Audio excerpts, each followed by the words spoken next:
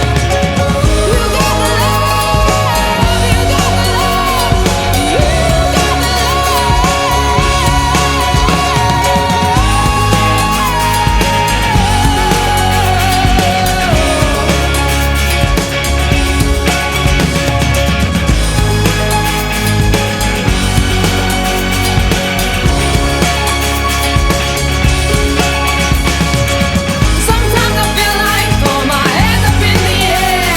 I know I can count on you. Sometimes I feel like saying, Lord, I just don't care. You got the love I need to see me through.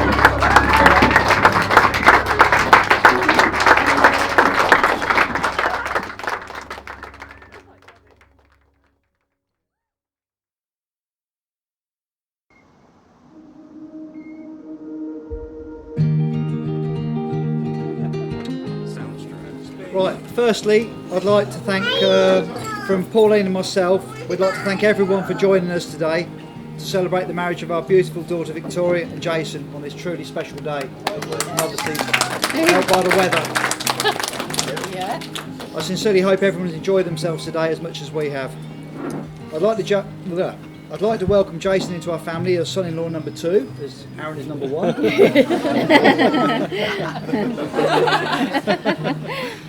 He's a hard-working lad, brilliant father, and always lend a hand at whatever needs to be done. And he never shies away from anything that ever needs to be done.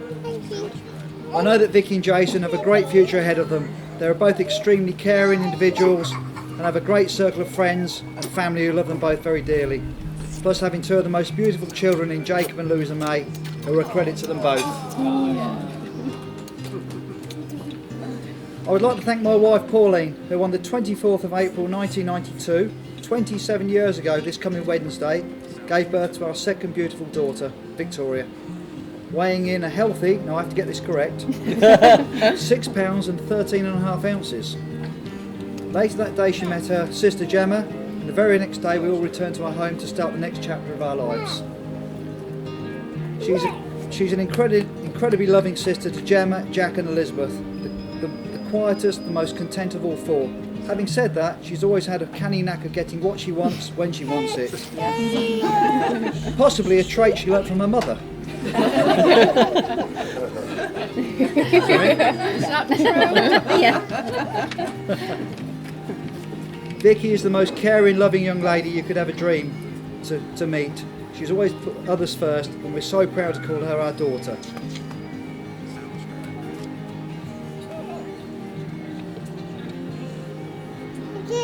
Even, hang on, sorry. Even when the chips are down, she always comes out smiling. And it has to be said, she's a total credit to herself. One of our children always asks, out of the four of them, we must have a favourite. Here we go. I can officially say today that Victoria is our favourite middle daughter.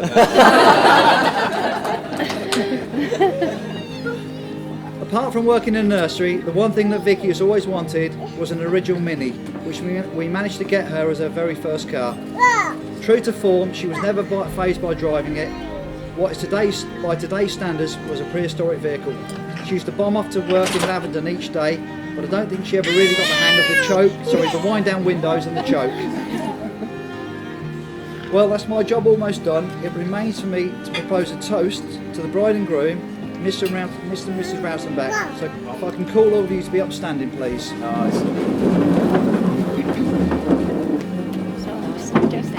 Oh, I stay. Mr. and Mrs. Rousenbeck. Oh, sorry. Hold on, rewind. I'm staying. You staying down? Mum said I could Right. Mr. and Mrs. Routenbeck. Thank you. Oh, just one thing before you all sit down. Just before I leave you, I'd like to mention that there's another family celebration today. Can I propose another toast as it's Jack's birthday? Go ready, he's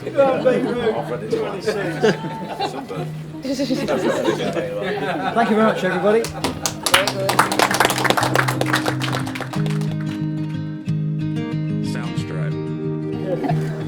Okay, on behalf of my new, still gorgeous wife and I would like to thank all of you for coming and sharing our special day with us, especially those that have travelled on a great distance knowing that they were going to spend a fortune on a pint.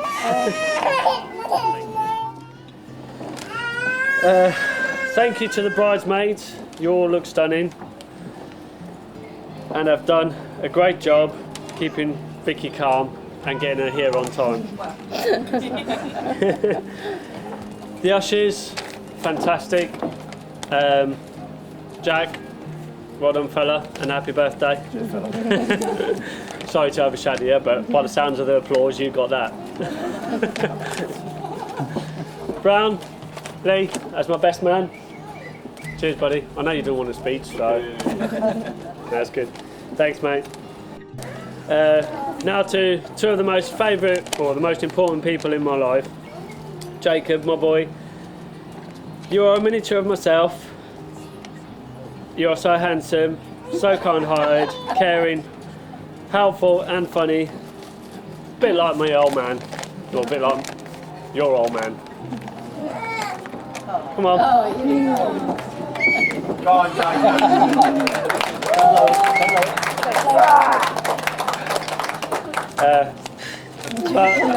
Let me tell you. Let me tell you something. There is going to be days that you wish I wasn't your old man, but I'll always be there for you, boy. Let me get down. You And to the other little stunner in my life, Louisa May, you're going to cause me so much problems when you're older. Sweet pea, love you, Dada. Finally, last but not least, my beautiful wife Vicky. I know you don't like being centre of attention, so I'll make this short and sweet.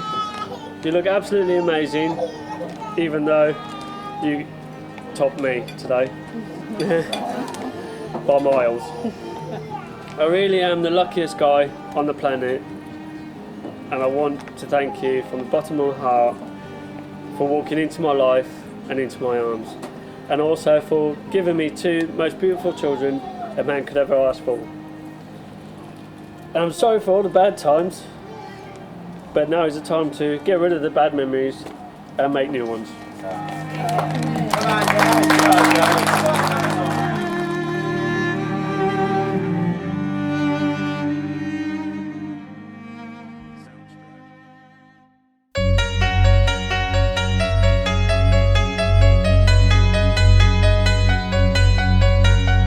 It's complicated, it always is. That's just the way it goes. Feels like I waited